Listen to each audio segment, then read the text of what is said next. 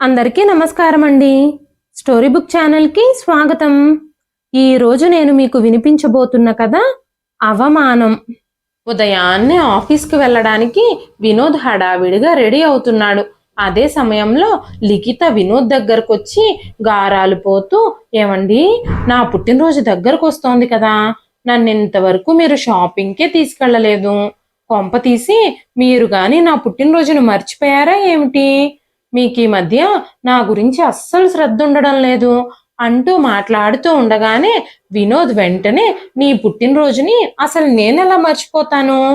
సాయంత్రం తొందరగా వచ్చేస్తాను, మన ఇద్దరం కలిసి షాపింగ్కి వెళదాం. నేను వచ్చేసరికి రెడీ అయ్యుండు అని చెప్పి వినోద్ ఆఫీస్కి వెళ్ళిపోయాడు.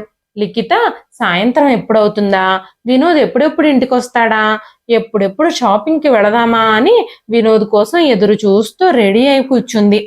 సాయంత్రం ఆఫీస్ నుంచి ఇంటికి రాగానే వినోద్ లిఖితతో, లిఖిత త్వరగా రా, ఈరోజు నేను నీకోసం ఈ సిటీలోనే అతిపెద్ద షోరూమ్ నుంచి నీ పుట్టినరోజు కోసం చీర కొనిపెడతాను అంటూ లిఖితని తీసుకొని షాపింగ్కి బయలుదేరాడు.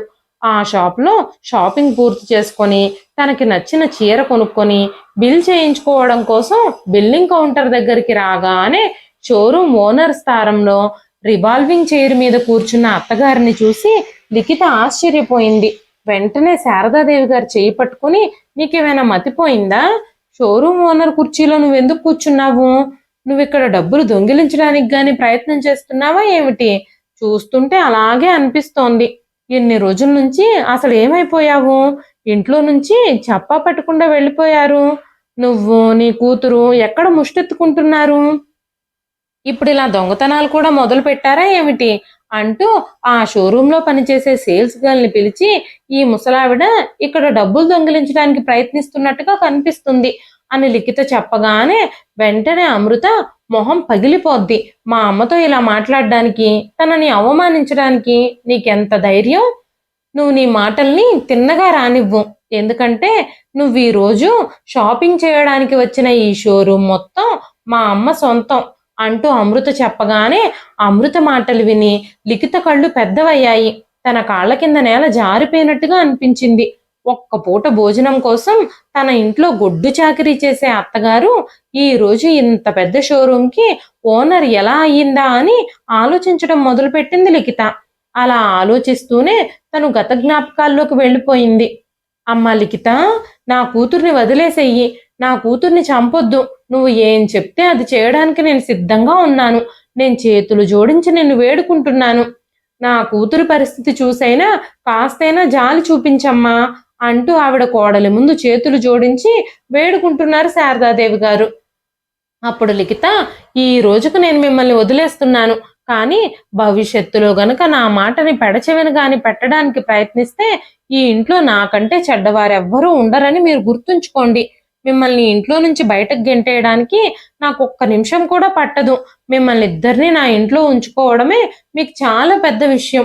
అంతేకాకుండా మీకు 2 పూట్ల భోజనం కూడా పెడుతున్నాను. మీ కాళ్ళు చేతులు బాగానే పనిచేస్తున్నాయి కదా, బయటకెళ్ళి ఏదైనా పని చూసుకోవచ్చు కదా, కాస్త ఏమైనా 4 రూపాయల డబ్బులు సంపాదించొచ్చు కదా. ఎన్ని రోజులని ఫ్రీగా కూర్చుని మా మీద పడి భారంగా బ్రతుకుతావు? ఇప్పుడు ఈ విషయం గుర్తుపెట్టుకో. నువ్వు బయటకు వెళ్ళి ఏదో ఒక పని చేసి డబ్బులు సంపాదిస్తేనే నేను నిన్నింట్లో ఉంచుకుంటాను. లేదంటే నిన్ను, నీ కూతుర్ని, మిమ్మల్ని ఇద్దరిని ఏదో ఒక రోజు నేను నా ఇంటి నుంచి బయటకు గెంటేస్తాను అని లిఖిత అన్న మాటలకి శారదాదేవి గారు, అమ్మా లిఖిత, నువ్వు చెప్పినట్టుగానే నేను 2-3 రోజులుగా బయటకు వెళ్ళి పని కోసం వెతుకుతున్నాను. కానీ నాకు పనివ్వడానికి ఎవ్వరూ సిద్ధంగా లేరు. ఈ వయసులో ఏం పని చేస్తామని అందరూ అంటున్నారు. నన్ను చూడగానే పనివ్వడానికి కూడా అందరూ నిరాకరిస్తున్నారు. అయినా ఈ ముసలితనంలో నేనేం పని చేస్తాను? నాకెవ్వరు పనిస్తారు? నేను కనీసం చదువుకోను కూడా చదువుకోలేదు. ఇప్పుడు నేను బయటకు వెళ్ళి ఏం పని చేయగలుగుతాను అనగానే లిఖిత, మీరేమీ పెద్ద పెద్ద ఉద్యోగాలు చేసి ఊళ్ళో ఏలనక్కర్లేదు. ఎవరింటికైనా వెళ్ళి గిన్నెలు తోమే పనులు, ఇల్లు ఊడ్చి తుడిచే పనులు చెయ్యండి. లేదంటే కనీసం వీధుల్లో అయినా అడుక్కునైనా డబ్బులు సంపాదించండి. మీరు ఎలా చేస్తారో ఏం చేస్తారో నాకు తెలియదు. ఎలాగైనా ఎంతో కొంత డబ్బులు సంపాదించి ఇంటికి తీసుకురండి. అప్పుడే మీ అమ్మ కూతుర్లిద్దరినీ నా ఇంట్లో ఉంచుకుంటాను. చాలా రోజుల నుంచి మీ తల్లి కూతుర్లిద్దరికీ వృధాగా తిండి పెడుతున్నాను. ఇప్పటికైనా నువ్వు మీ ఖర్చులకు డబ్బు సంపాదించకపోతే నేను మిమ్మల్ని ఇద్దరినీ ఇంట్లో నుంచి గెంటేస్తాను అనగానే శారదాదేవి గారు, అమ్మా లిఖిత, మా మీద అంత కోపం తెచ్చుకోవద్దమ్మా. నేను ఈరోజు మళ్ళీ బయటకు వెళ్ళి ఏదో ఒక పని చూసుకోవడానికి ప్రయత్నిస్తాను. ఎలాగైనా సరే ఏదో ఒక పని సంపాదిస్తాను. కానీ నేను బయటకు వెళ్ళిన తర్వాత నువ్వు నా కూతుర్ని ఏమీ చెయ్యనని, ఇబ్బంది పెట్టనని నాకు వాగ్దానం చెయ్యి. పాపం నా కూతురు పరిస్థితి చూసైనా నువ్వు కాస్త జాలిపడు. తనని ఇంకా ఇంకా హింసించొద్దు అంటూ చేతులు జోడించి కోడల్ని వేడుకుంటున్నారు శారదాదేవి గారు. నిజానికి శారదాదేవి గారి కూతురు అమృత ఒక వికలాంగురాలు. ఆమె చిన్న వయసులోనే పక్షవాతం బారిన పడింది. దాని కారణంగానే తను సరిగ్గా నడవను కూడా నడవలేదు. వాకర్ సహాయంతో నడుస్తుంది. శారదాదేవి గారి భర్త 1 సంవత్సరం క్రితమే హఠాత్తుగా గుండెపోటుతో చనిపోయారు. అప్పటి నుంచి తల్లి కూతుర్లిద్దరూ ఒంటరి వారైపోయారు. ఆ ఇంట్లో సంపాదించే దిక్కులేక, తిండికి కూడా గడవక, ఖర్చులకి చేతిలో 1 రూపాయి కూడా లేక అల్లాడిపోతూ ఉండేవారు తల్లి కూతుళ్ళిద్దరూ. ఇక ఆ ఊర్లో ఏ దిక్కు లేకుండా బ్రతకలేక కొడుకు కోడలి పంచన పడి వాళ్ళ జీవితాన్ని గడుపుతున్నారు. అమృతకి పక్షవాతం వచ్చినప్పుడు ఏడాది పాటు సరైన వైద్యం అందిస్తే కూతురికి పూర్తిగా నయమవుతుందని అక్కడ ఊర్లో ఉండే డాక్టర్ చెప్పారు. లేదంటే జీవితాంతం ఇలా కుంటుతూనే ఉంటుందని ఆ డాక్టర్ అన్నారు. శారదాదేవి గారు తన కూతుర్ని డాక్టర్ దగ్గరికి తీసుకెళ్లమని, ట్రీట్మెంట్ చేయించమని చాలా వేడుకున్నారు కొడుకుని. శారదాదేవి గారి కొడుకు కోడలు అమృత ట్రీట్మెంట్కి డబ్బులు ఇవ్వడానికి నిరాకరించారు. మీ ఖర్చులు భరించేంత డబ్బులు మా దగ్గర లేవు. మీ కూతురుకు వైద్యం చేయించుకోవాలి అని అనుకుంటే మీరే స్వయంగా డబ్బులు సంపాదించి ఆ డబ్బులతో చేయించుకోండి. దానికి సంబంధించిన డబ్బులు మీరే ఖచ్చితంగా సంపాదించుకోవాలి. ఈ ఇంట్లో 2 పూట్ల తిండి తింటున్నారు కదా, మీకు తిండి పెట్టడమే మాకు పెద్ద విషయం. ఏ దిక్కు లేని మీకు కనీసం నిలువ నీడ కల్పించాము. ఇంకా వైద్యం కూడా చేయించాలంటే మా వల్ల అయ్యే పని కాదు. మీకు ఈ ఇంట్లో స్థానం ఇవ్వడమే పెద్ద విషయం అని చెప్పారు వాళ్ళిద్దరూ. శారదాదేవి గారి కొడుకు కోడలు నెంబర్ 1 స్వార్థపరులు, ఇంకా అత్యాశాపరులు కూడా. ఆ ఇద్దరికీ డబ్బు తప్ప ఏమీ కనిపించదు. వినోద్కి భార్య మాటలు, డబ్బులు తప్ప చెల్లెలి పరిస్థితి అస్సలు కనిపించడం లేదు. కన్న తల్లి అని, తోడబుట్టిన చెల్లి అని వినోద్కి తల్లి మీద గాని చెల్లెల మీద కానీ కాస్త కూడా ప్రేమ, అభిమానం ఉండేవే కావు. కొడుకు కోడలు ఇక తప్పదన్నట్టుగా శారదాదేవి గారికి అమృతకి 2 పూట్ల భోజనం పెట్టేవారు. అది కూడా కష్టంగానే ఫీల్ అయ్యేవారు. దానికి ప్రతిగా శారదాదేవి గారి ఇంటి పనులన్నీ చేసేవారు. అంతకు మించి ఆవిడ మాత్రం ఏం చేయగలుగుతారు? తన వృద్ధాప్యంలో తన వికలాంగ కుమార్తెను తీసుకొని ఎక్కడికి వెళ్ళగలదు? ఆ వయసులో ఆ పరిస్థితుల్లో తనని ఆదుకునే వారెవ్వరూ లేరు. అవమానాలన్నింటినీ భరిస్తూ తన కొడుకింట్లోనే బ్రతకడం ప్రారంభించింది ఆవిడ.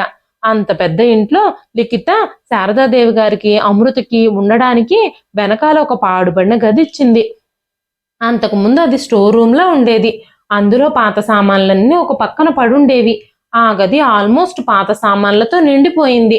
తల్లి కూతుర్లిద్దరికీ పాత మంచాలు 2 ఆ గదిలో వేసుకోవడానికి మాత్రమే ఖాళీ ఉంది ఆ గదిలో. శారదాదేవి గారు ఉదయం 4 గంటలకు నిద్రలేస్తే రాత్రి 11 గంటల వరకు ఇంటి పనులన్నీ చేస్తూ అలసిపోతూ ఉండేవారు. 11 గంటలకి ఆ గదిలోకి వెళ్ళి పడుకుంటే ఆ గదిలో ఆవిడకి అస్సలు ఊపిరాడేది కాదు. ఆ గదికి కనీసం వెంటిలేటర్లు కూడా లేవు. కానీ ఇక వేరే గతి లేక తల్లి కూతురు ఇద్దరూ ఆ గదిలోనే తలదాచుకునేవారు. గాలి కోసం తలుపులు తీస్తే దోమలన్నీ వచ్చి కుట్టి పెట్టేవి. అయినా సరే వాళ్ళకి పాపం కొడుకు కోడలు తప్ప వేరే గతే లేదు. ఆదరించే దిక్కు లేదు.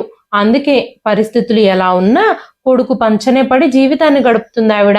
భర్త చనిపోయిన తర్వాత కొడుకు కోడలు స్వయంగా ఊరికొచ్చి ఇక్కడ ఊర్లో ఏ ఆధారము లేకుండా ఎలా జీవిస్తారు అని చెప్పి ఆ ఊర్లో ఉన్న ఇంటిని అమ్మించేశారు. మాతో కలిసి సిటీకి వచ్చేయమని, నేను చెల్లెలకు వైద్యం చేపిస్తానని మాయమాటలు చెప్పాడు వినోద్. మిమ్మల్ని ఇద్దరినీ మేము బాగానే చూసుకుంటాము, అక్కడ సిటీలో మా ఇల్లు కూడా పెద్దదే అని చెప్పి కొడుకు కోడలు చాలా ముచ్చటగా మాట్లాడారు. వృద్ధాప్యంలో తనని జాగ్రత్తగా చూసుకుంటానని, అమృతకి ఆసుపత్రిలో చేర్పించి వైద్యం చేయిస్తానని, కొడుకు తీయని మాటలు చెప్పడంతో ఇల్లమ్మేసి కూతుర్ని తీసుకొని సిటీకి వచ్చేసేసారు శారదాదేవి గారు. నా భర్త ఎలాగూ లేడు, ఇప్పుడు కొడుకు మాటలు వింటే రేపొద్దున నేను లేకపోయినా నా కూతురికి ఒక అండ ఉంటుంది, నా కూతురు బాధ్యతని ఆ తర్వాత నా కొడుకు తీసుకుంటాడు అని ఆలోచించారు శారదాదేవి గారు. కొడుకు మంచి మనసుతో తమని తమ ఇంటికి తీసుకెళ్తున్నాడు అని ఆవిడ అనుకున్నారు. అయితే కొడుకు కోడలి మనసులో ఏముందో ఆవిడికి మాత్రం ఏం తెలుసు. కొన్ని రోజులు కొడుకు కోడలు శారదాదేవి గారిని అమృతని బాగానే చూసుకున్నారు. అయితే ఆ ఊర్లో ఉన్న ఇల్లు అమ్ముడుపోయి కొడుకు చేతిలోకి డబ్బులు రాగానే వాళ్ళిద్దరి తీరు మారిపోయింది. శారదాదేవి గారు తన భర్త చాలా కష్టపడి కొడుకును చదివించారు. కొడుకు కూడా కష్టపడి చదువుకున్నాడు. దేవుడి దయ వల్ల వినోద్కి మంచి ఉద్యోగం కూడా వచ్చింది. అతను నెల నెల డబ్బులు సంపాదిస్తున్నాడు.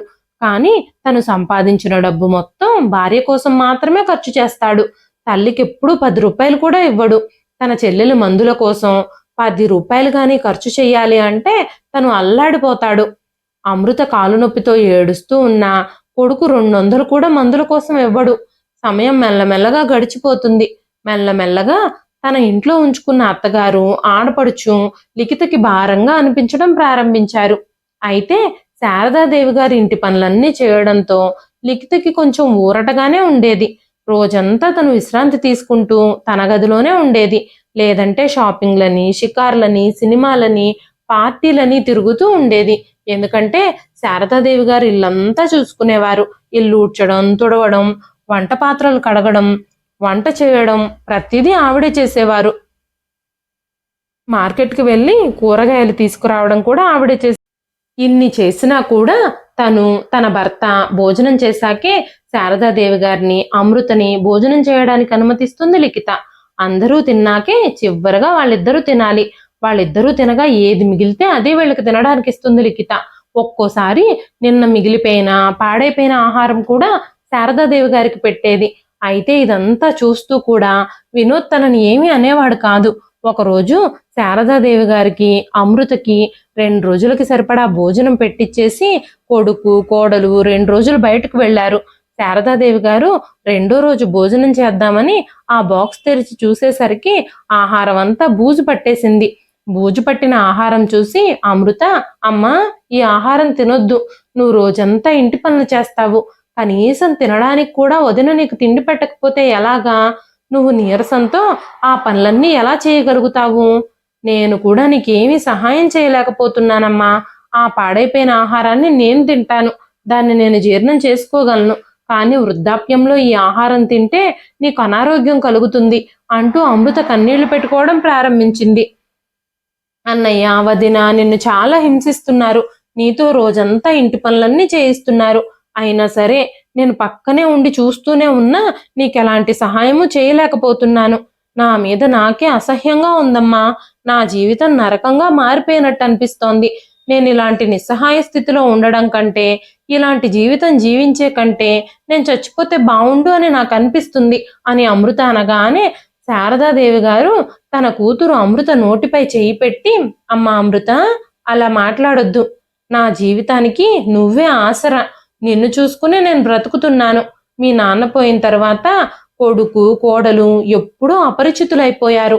ఏమీ కానివారుగా మారిపోయారు. ఎందుకు వాళ్ళలా మారిపోయారో తెలియదు, కానీ నువ్వు కూడా నన్ను విడిచిపెట్టి వెళ్ళిపోతే ఈ లోకంలో నాకెవరుంటారు? నేను నీకోసమే బ్రతుకుతున్నానమ్మా. నువ్వేమీ బాధపడకు. ఎలాగైనా సరే నేను నీకు వైద్యం చేయిస్తాను. ఈ నరకం నుంచి నిన్ను బయటకు తీసుకురావడానికి నేను ఏదో ఒకటి చెయ్యాలనుకుంటున్నాను. మీ అన్నయ్య, వదిన ఇలాంటి ప్రవర్తనని నేను సహించలేకపోతున్నాను అంటూ అమృతతో శారదాదేవి గారు మాట్లాడుతూ ఉండగానే అప్పుడే లిఖిత ఇంకా వినోద్ ఇంటికొచ్చారు. తల్లి కూతుర్లిద్దరూ మాట్లాడుకోవడం చూసి లిఖితకి చాలా కోపం వచ్చింది.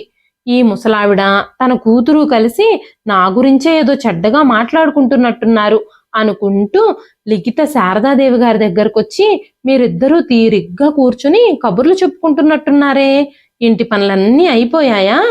ముందొచ్చి ఇంట్లో ఏమైనా పనులుంటే చెయ్యండి.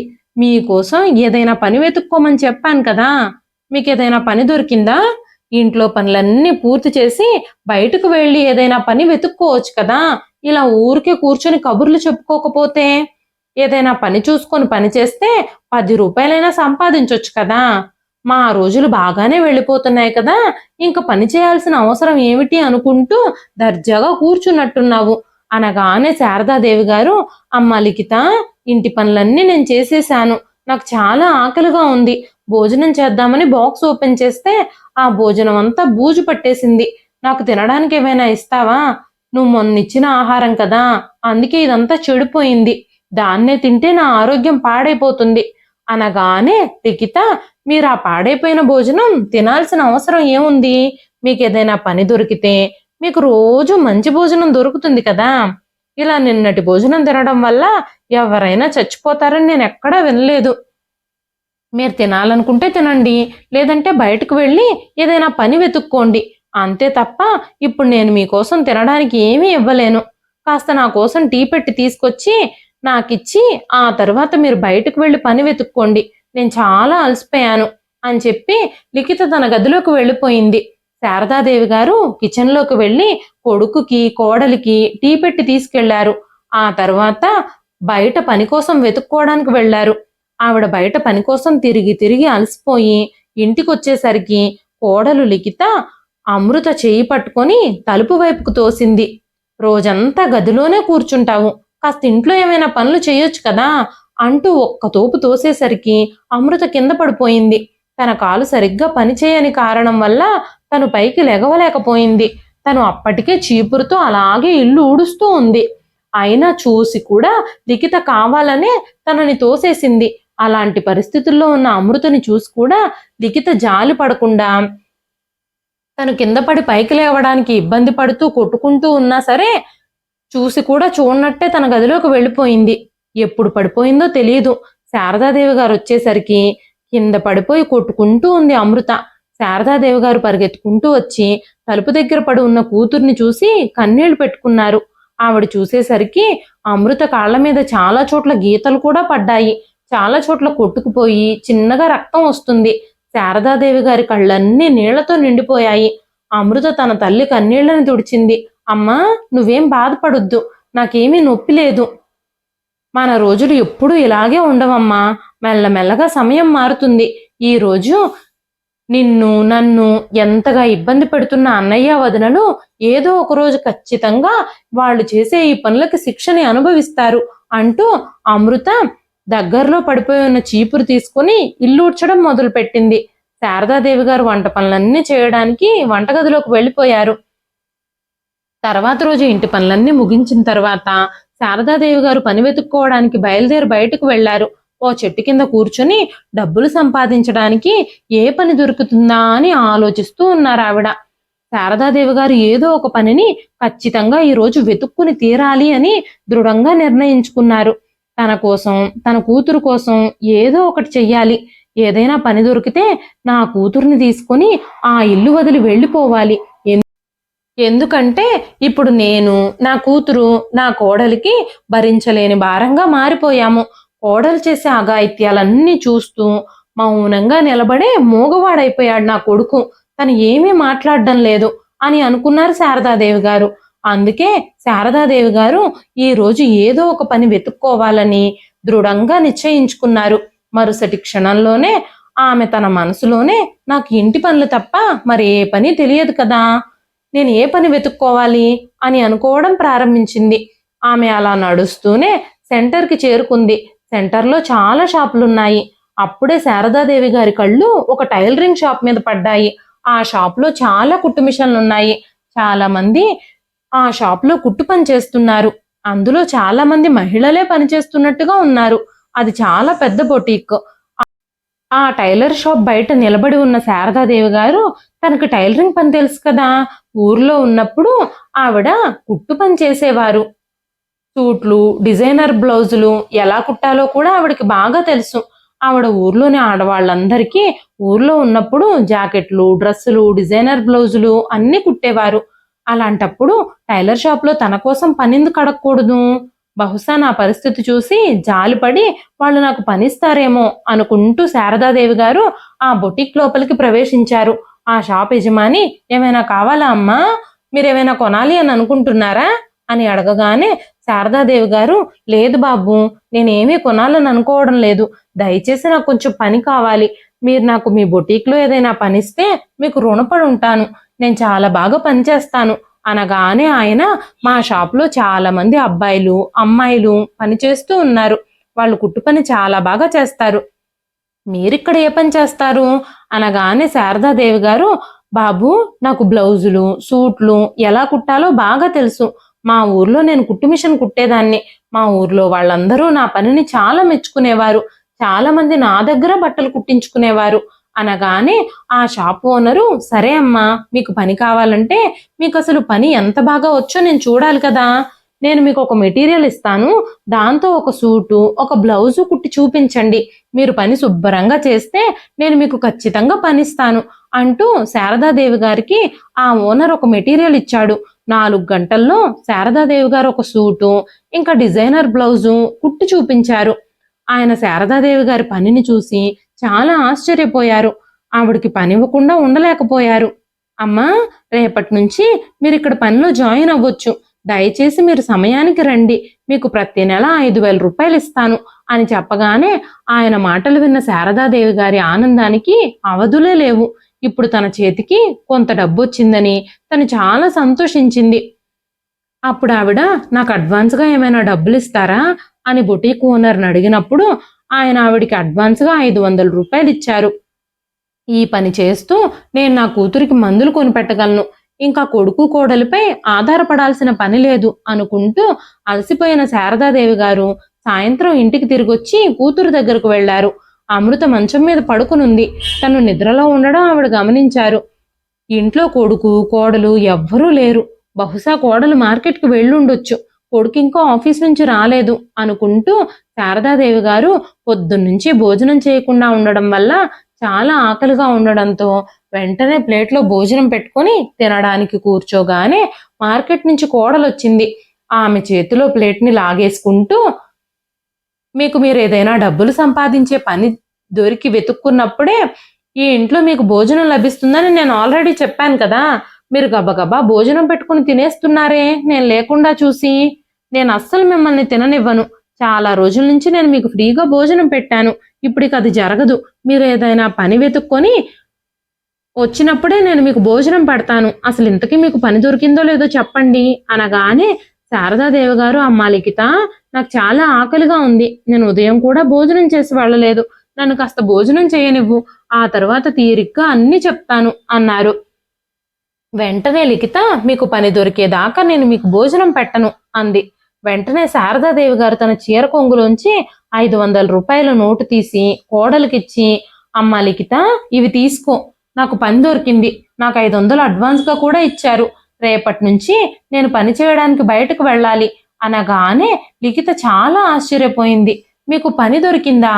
మీరేదైనా దాబాలో పాత్రలు కడగడం లేదా ఏదైనా షాపింగ్ మాల్లో ఫ్లోర్ క్లీనింగ్ చేయడం లాంటి పనిని సంపాదించుండుంటారు, అంతకంటే మీరేం చేయగలరులే, అంతకంటే మీకేం తెలుసు? అయితే నువ్వు డబ్బు సంపాదించడం కోసం ఇంటి నుంచి బయటకు వెళ్ళిపోతే ఇంట్లో పనులన్నీ నేనే చేస్తాను అని మాత్రం అనుకోవద్దు, నువ్వు ఇంటి నుంచి బయటకు వెళ్లే ముందే ఇంటి పనులన్నీ చేసి వెళ్ళాలి, సాయంత్రం వచ్చాక మిగిలిన పనులు ఏమైనా ఉంటే చెయ్యాలి, లేదంటే నేను నీ కూతురికి భోజనం పెట్టను అంటూ లిఖిత భోజనం ప్లేట్ని అత్తగారికి ఇస్తూ అంది. వెంటనే లిఖిత తన గదిలోకి వెళ్ళిపోయింది. ఆకలితో దాహంతో ఉన్న శారదాదేవి గారు గబ్బగబ్బా ప్లేట్లోని ఆహారాన్ని త్వరగా తినడం ప్రారంభించింది. కొద్దిసేపటి తరువాత శారదాదేవి గారి కూతురు అమృత నిద్ర లేచింది. అమృత తన తల్లిని పిలుస్తూ, అమ్మా అమ్మా, నాకు ఆకలిగా ఉంది, భోజనం పెడతావా అని అడిగింది. గబ్బగబ్బా శారదాదేవి గారు తన కూతురికి కూడా భోజనం తినిపించారు. వెంటనే శారదాదేవి గారు తన కూతురు దగ్గరకు వెళ్ళి ఆమె తలపై నిమురుతూ, నేను రోజు బయట పని చేయడానికి వెళ్ళాలి, ఇక నుంచి నేను రోజు బయట పనికి వెళతాను, నీ గురించి నువ్వు జాగ్రత్తగా చూసుకో అమ్మా, నేను రోజు బయటకు వెళ్ళేటప్పుడే నీకు భోజనం ఒక ప్లేట్లో పెట్టేసి ఈ గదిలో పెట్టి వెళ్తాను, నీకు కావలసిన వస్తువులన్నీ ఇక్కడే ఉంచుతాను, నేను రోజు డబ్బులు సంపాదించి మీ వదినకిస్తే మన మీద తనకి కోపం రాదు, మన ఇద్దరిని ఇంట్లో కాస్త మంచిగా ఉండనిస్తుంది అనగానే అమృత, అమ్మా నీకేం పని దొరికిందో చెప్పు అని అడిగింది. వెంటనే శారదాదేవి గారు, నేను ఊర్లో ఉన్నప్పుడు బట్టలు కుట్టేదాన్నని నీకు తెలుసు కదా, మన ఊర్లో నేను ఒక్కదాన్నే టైలర్ని, అందరికీ చాలా బాగా బట్టలు కుట్టేదాన్ని, అందరూ నా బట్టలు కుట్టే పనిని చాలా పొగిడేవారు. ఇప్పుడు అదే పని నాకు ఉపయోగపడింది. ఒక బొటీక్లో నన్ను టైలర్గా నియమించుకున్నారు. దానికోసం 500 రూపాయలు అడ్వాన్స్గా కూడా ఇచ్చారు. ఇంక నుంచి ప్రతి నెల నాకు 5,000 రూపాయలు జీతంగా కూడా ఇస్తానన్నారు. అనగానే, అవునా అమ్మా, ఇది మనకి చాలా ఎక్కువ. నీ దగ్గర నేను కూడా బట్టలు కుట్టడం నేర్చుకున్నాను కదా, నీతో పాటు నేను కూడా ఆ షాప్కి వస్తాను, నేను కూడా నీకు సహాయం చేస్తాను. ఎందుకంటే ఇప్పుడు అన్ని ఎలక్ట్రిక్ మిషన్లు వచ్చేసాయి కదా, కాళ్ళతో కుట్టాల్సిన పనే లేదు, చేతులను ఉపయోగిస్తే చాలు కదా. అందుకే నేను కూడా నీతో పాటు బట్టలు కుడతానమ్మా. నువ్వు నన్ను కూడా నీతో పాటు బొటీక్కి తీసుకెళ్తావా? నువ్వు నన్ను ఇంట్లో వదిలేసి వెళ్ళిపోతే రోజంతా నేను ఈ ఇంట్లో ఒంటరిగా ఎలా ఉండగలను? నాతో ఎవరు మాట్లాడతారు? ఏదైనా కావాలంటే నాకు ఎవరు చూస్తారు? అనగానే శారదాదేవి గారు, అవును తల్లి, నువ్వు చెప్పింది నిజమే, నీకు బట్టలు కుట్టే పని తెలుసు, అయినా నేను నిన్నంత దూరం ఎలా తీసుకెళ్ళగలుగుతాను? ఒక పని చేస్తాను, నేను నీకోసం ఒక వీల్ చైర్ కొంటాను, దాని మీద నిన్ను తోసుకుని వెళతాను, సాయంత్రం కూడా అలాగే తీసుకొస్తాను. అక్కడికి వెళ్ళిన తర్వాత మన ఇద్దరం కలిసి పని చేయొచ్చు, నీకు కూడా కాస్త కాలక్షేపం అవుతుంది. అనగానే అమృత, కానీ అమ్మా, వీల్ చైర్ కొనడానికి డబ్బులు కావాలి కదా, డబ్బులు అడిగితే వదిన ఇస్తుందంటావా అని అడిగింది. శారదాదేవి గారు, నేను ఒకసారి మాట్లాడి చూస్తాను, బహుశా మనం పని చేస్తామంటే తను డబ్బులు ఇవ్వచ్చు అని చెప్పి శారదాదేవి గారు లిఖిత దగ్గరకు వెళ్ళి కూతురు కోసం వీల్ చైర్ కొనాలి అని అడిగినప్పుడు కోడలు ఆ మాటలు విని, ఇప్పుడే పని దొరికిందని చెప్పారు, మళ్ళీ డబ్బు కోసం నా దగ్గరకు వచ్చారా? అసలు అయినా ఆ వికలాంగురాలు ఏం పని చేస్తుంది, దానికోసం మీరు వీల్ చైర్ కొని డబ్బులు తగలేస్తారా అన్నారు. ఆ మాటలకి శారదాదేవి గారు నిరాశ చెందారు. అప్పుడు అమృత దగ్గరికి వెళ్ళి, అమృత, నువ్వేం బాధపడొద్దు, 1-2 నెలల్లో నీకోసం ఎలాగైనా నేను వీల్ చైర్ కొంటాను అని చెప్పి శారదాదేవి గారు రోజు 1 గంట ఎక్స్ట్రా బట్టలు కుట్టడం మొదలు పెట్టారు.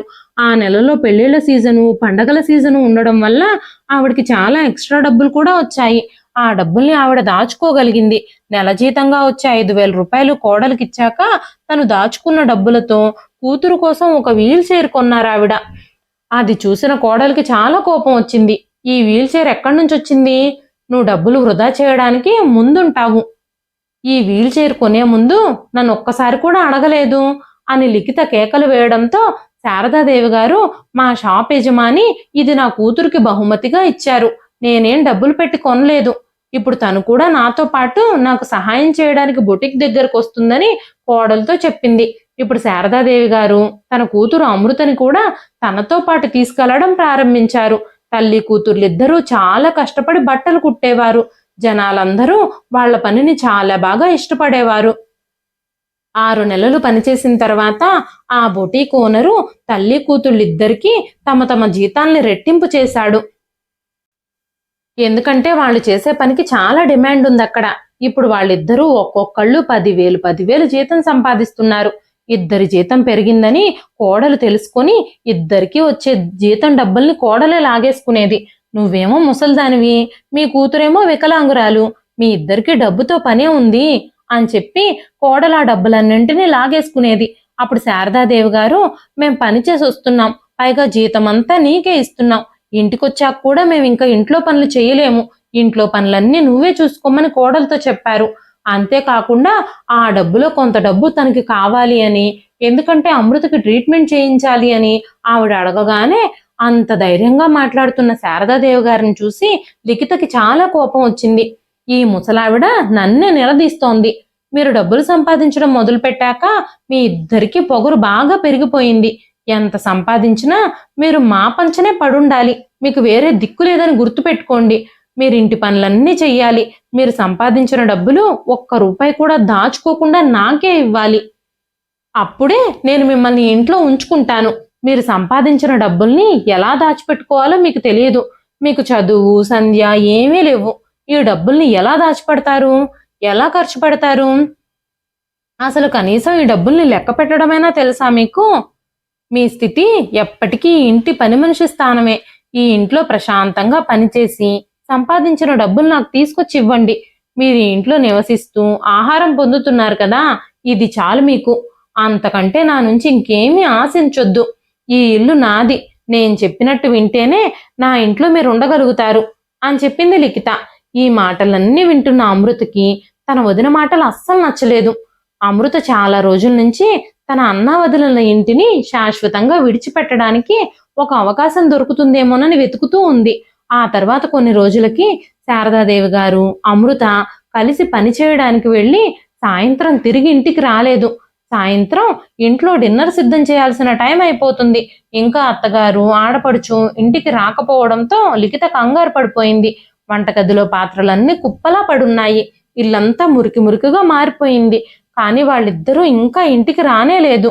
రాత్రి 10 గంటలైనా తల్లి కూతురు ఇంటికి రాలేదు. అత్తగారు ఆడపడుచు ఇంటికి రాలేదని లిఖిత దిగులు పడలేదు. కానీ ఇంటి పనులు తానే స్వయంగా చేసుకోవాల్సి వస్తుందేమో అని తను దిగులు పడిపోయింది. తర్వాత రోజు కూడా వాళ్ళిద్దరూ ఇంటికి రాలేదు. ఎన్ని రోజులు గడిచినా వాళ్ళిద్దరూ తిరిగి ఇంటికి రాలేదు. లిఖిత కూడా వాళ్ళని వెతకాల్సిన అవసరం లేదు అనుకుంది. వాళ్ళు తన ఇంటికి దూరంగా ఉండడమే మంచిది అని తను అనుకుంది. కానీ ఎక్కడో అత్తగారు ఇంట్లో ఉన్నప్పుడు ఇంటి పనులన్నీ చేసి పెట్టేది, నాకు ఏ పని చేయాల్సిన అవసరం ఉండేది కాదు అని అనుకునేది. కానీ ఇప్పుడు ఇంటి పనులన్నీ తనే స్వయంగా చేసుకుంటూ ఉంది. దానివల్ల అత్తగారిపై లిఖితపై చాలా కోపం వస్తూ ఉండేది. ఇంటి పనులతో పాటు ఇప్పుడు తల్లి కూతుళ్ళిద్దరూ డబ్బులు కూడా సంపాదించడం ప్రారంభించారు. ఇప్పుడు వాళ్ళిద్దరూ హఠాత్తుగా అదృశ్యం అవ్వడంతో వాళ్ళు సంపాదించి తీసుకొచ్చి పెట్టే డబ్బులు పోయాయి. ఇంట్లో వాళ్ళు చేసే పనులు కూడా పోయాయి. ఇప్పుడు స్వయంగా ఇంటి పనులన్నీ తనే చేసుకుంటూ ఉంది. 3 సంవత్సరాలు ఎప్పుడు గడిచిపోయాయో తెలియదు. ఈ 3 ఏళ్లలో శారదాదేవి గారు గాని అమృత గాని కొడుకింటికి తిరిగి రాలేదు. ఎక్కడా కూడా కనిపించలేదు. ఒక వారం రోజుల్లో తన పుట్టినరోజు రాబోతూ ఉండడంతో ఒక రోజు ఉదయం లిఖిత న్యూస్ పేపర్ చదువుతూ ఉన్నప్పుడు న్యూస్ పేపర్ మధ్యలో ఉంచిన ఒక అడ్వర్టైజ్మెంట్ పేపర్ చూసింది. వెంటనే ఆమె తన భర్త వినోద్తో చెప్పింది, నా మాట వినండి, మన సెంటర్లో పెద్ద షోరూమ్ ఓపెన్ చేశారట. అక్కడ చాలా అందమైన చీరలు, డిజైనర్ డ్రెస్సులు అందుబాటులో ఉన్నాయట. అంతేకాకుండా చాలా ఆఫర్స్ కూడా ఉన్నాయట. ఈసారి నా బర్త్డేకి చీర కొనుక్కోవడానికి నన్ను అక్కడికే తీసుకెళ్ళండి. ఆ షాపు రీసెంట్ గానే స్టార్ట్ అవ్వడం వల్ల చాలా ఆఫర్లు నడుస్తున్నాయట. ఆ షోరూమ్ గురించి నా ఫ్రెండ్ కూడా నాతో మాట్లాడింది. నా ఫ్రెండ్స్ అందరూ ఆ షాప్ గురించే మాట్లాడుకుంటున్నారు. వాళ్ళు ఆ షోరూంలో షాపింగ్ చేశారట. చాలా మంచి కలెక్షన్ ఉందట ఆ షాప్లో. ఆ షోరూమ్కి ఒక్కసారైనా తప్పకుండా వెళ్ళమని నాతో నా ఫ్రెండ్స్ చాలా మంది చెప్పారు. చాలా మంచి బట్టలు అందుబాటులో ఉన్నాయంట అక్కడ. చీరలే కాదు, డిజైనర్ డ్రెస్సులు, పార్టీవేర్ డ్రెస్సులు, మెన్స్ ఉమెన్స్ కలెక్షన్స్ అన్నీ అందుబాటులో ఉన్నాయట. నా పుట్టినరోజుకు ఖచ్చితంగా మీరు అక్కడే చేరుకొనాలి అనగానే వెంటనే వినోద్, సరే డియర్, నీ బర్త్డేకి చీర కొనకుండా నేను ఎలా ఉంటాను? ఆఫీస్ నుంచి తొందరగా వచ్చేస్తాను, అప్పుడు నేను నిన్ను షాపింగ్కి తీసుకెళ్తాను అని చెప్పాడు. ఆ రోజు సాయంత్రం ఇద్దరూ షాపింగ్కి వెళ్ళాలని ప్లాన్ చేసుకున్నారు. ఆఫీస్ నుంచి రాగానే వినోద్, మనం షాపింగ్కి వెళ్ళాలి అనుకున్నాం కదా, తొందరగా రెడీ అవ్వు అని చెప్పి హడావిడి చేసి లిఖితని తీసుకుని ఆ షోరూమ్కి చేరుకున్నాడు. ఆ షాప్కి చేరుకోగానే ఆ షాపు బోర్డు మీద అమృత కలెక్షన్స్ అని రాసుంది. అయితే ఇంత పెద్ద లోకంలో అమృత అనే పేరు చాలా మందికి ఉంటుంది అని అనుకున్నారిద్దరు. లోపలికి వెళ్ళి ఆ మెరుస్తున్న షోరూమ్ చూడగానే లిఖిత కళ్ళు కూడా మెరిశాయి. లిఖిత తన కోసం బట్టల్ని సెలెక్ట్ చేయడం మొదలుపెట్టింది. నిజంగా బట్టలన్నీ చాలా అందంగా డిజైన్ చేయబడ్డాయి. చాలా గొప్ప డిజైనర్స్ వీటిని తయారు చేసినట్టు కనిపిస్తోంది. రెడీమేడ్ ఐటమ్స్ అన్నీ చాలా బాగున్నాయి. ఇంక నుంచి నేను ఎప్పుడు డ్రెస్సులు కొనుక్కోవాలనుకున్నా ఇక్కడికే వస్తాను అంటూ ఆనందంగా చెప్పింది లిఖిత. అప్పుడే లిఖిత తన అత్తగారిని గమనించింది. ఆమె చాలా ఖరీదైన తిరిగే ఈజీ చైర్లో కూర్చునుంది. వెంటనే లిఖిత, చూడండి మీ అమ్మ ఎక్కడే ఉంది. అంతేకాకుండా షాప్ యజమానులు కూర్చునే కుర్చీలో కూర్చునుంది. ఆవిడిక్కడ ఈ షాప్లో డబ్బులు దొంగిలించడానికి ప్రయత్నిస్తున్నట్టుగా కనిపిస్తోంది. ఈ రోజు నేను ఆవిడకి మంచి గుణపాఠం చెప్తాను అంటూ గబగబా అత్తగారి దగ్గరకు వెళ్ళి ఆమె చెయ్యి పట్టుకుంది. ఎక్కడికి వెళ్ళిపోయారు మీరు? ఇన్ని రోజులు ఇంటికెందుకు రాలేదు? మీ మతిస్థిమితం బాగానే ఉందా? ఇంతకు ముందు ఏదో షాప్లో పనిచేసేవాళ్ళు కదా, ఇప్పుడు ఈ షాప్లో పనిచేస్తున్నారా? ఇన్నేళ్లలో చాలా డబ్బులే సంపాదించుండాలి కదా, ఆ డబ్బులన్నీ ఏం చేశారు మీరు? మీరు ఈ షాప్లో పనిచేస్తున్నట్టు నాకెప్పుడూ చెప్పలేదేం? మీకు ఇక్కడ చాలా డబ్బులు వస్తున్నట్టున్నాయి. మధ్య మధ్యలో పనితో పాటు దొంగతనాలు కూడా మొదలు పెట్టారా? మీరు సంపాదించిన డబ్బులంతా బయటకు తీయండి అంటూ శారదాదేవి గారితో అవమానకరంగా మాట్లాడుతూ ఉంది లిఖిత. అదే సమయంలో పక్కనే ఉన్న కుర్చీలో కూర్చునున్న అమృత లేచొచ్చి, మా అమ్మను ముట్టుకుంటే నాకంటే హీనంగా ఎవ్వరూ ఉండరు. మా అమ్మతో గొంతు పెంచి మాట్లాడితే మీకు మర్యాద దక్కదు అనగానే సరిగ్గా నార్మల్గా నడుస్తున్న అమృతని చూసి లిఖిత చెలించిపోయింది.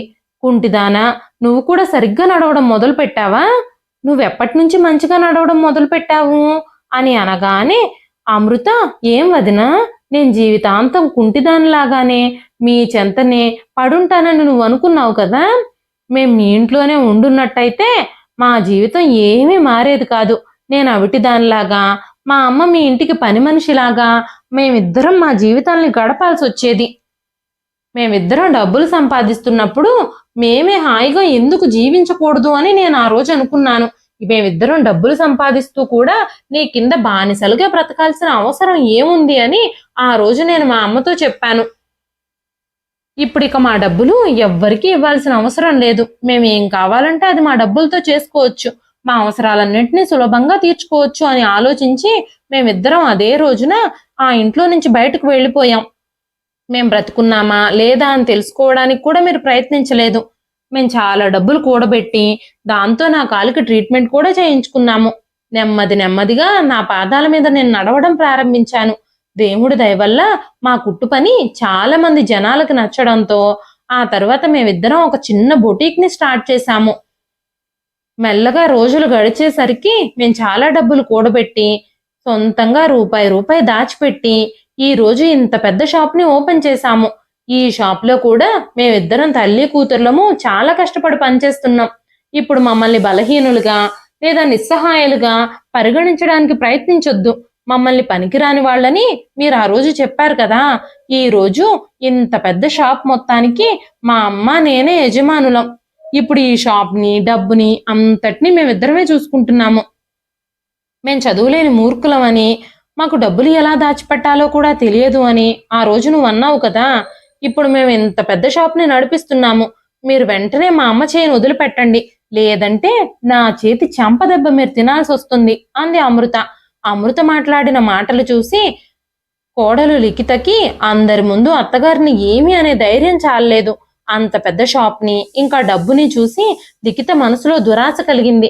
ఆమె అత్తగారికి చేతులు జోడించి క్షమించమని కోరింది. వాళ్ళిద్దరిని తనతో పాటు తన ఇంటికి రమ్మని అడిగింది. నేను మిమ్మల్ని చాలా మంచిగా చూసుకుంటాను, ఎప్పుడు సుఖంగా ఉంచుతాను. నేను ఎప్పుడు మీకు ఏ పని చెప్పను, చాలా గౌరవంగా మా ఇంట్లో ఉంచుకొని చూసుకుంటాను అని అనగానే శారదాదేవి గారు, ఏ ఇల్లు? అది నా ఇల్లు కానే కాదు. నాకిప్పుడు ఈ సిటీలోనే మంచి ఇల్లుంది. నేను నా కూతురు అక్కడే చాలా హాయిగా జీవిస్తున్నాము. మేం మీకంటే పెద్ద ఇంట్లో నివసిస్తున్నాము. మా ఇంట్లో మాకు సేవలు చేయడానికి పని మనుషులు కూడా ఉన్నారు. నేను ఇక మీ ఇంటికి రావాల్సిన అవసరం ఏమీ లేదు. వెంటనే నా షాప్ నుంచి మీరు బయటకు నడవండి. మీరు మా షాప్లో షాపింగ్ చెయ్యకపోయినా పర్వాలేదు. మీరు వెంటనే ఇక్కడి నుంచి బయటకు వెళ్ళండి. మీకు కావలసినవన్నీ వేరే షాప్లో కొనుక్కోండి అని చెప్పారు శారదాదేవి గారు. ఈ రోజు తన అత్తగారు ఆడపడుచు పురోగతిని చూసి లిఖిత అసూయపడుతుంది. చీర కూడా కొనకుండానే కోపంగా అక్కడి నుంచి ఇంటికి వెళ్ళిపోయింది. ఎవ్వరినీ తక్కువ అంచనా వేయకూడదని, అగౌరవంగా మాట్లాడకూడదని అక్కడ చుట్టూ ఉన్న జనాలందరూ మాట్లాడుకోవడం మొదలుపెట్టారు. కాలం ఎవరి పక్షంగా ఎప్పుడు మారుతుందో ఎవ్వరికీ తెలియదు. మనం అవమానించిన వ్యక్తి ఎంత బలంగా మన ముందు నిలబడతాడో మనకి తెలియనే తెలియదు. మనం కష్టపడి పనిచేస్తే ప్రతి అవమానానికి బదులు తీర్చుకునే అవకాశం ఇది ఏదో ఒక రోజు తప్పకుండా ఇస్తుంది. అప్పటి వరకు మన ప్రయత్నం ఆపకుండా ఓపికతో సహనంతో ఎదురు చూడాలంతే. ఆ భగవంతుడు మన ఓర్పుకి సహనానికి ప్రతిఫలం ఖచ్చితంగా ఇస్తాడు. ఇదండి ఈ రోజు కథ.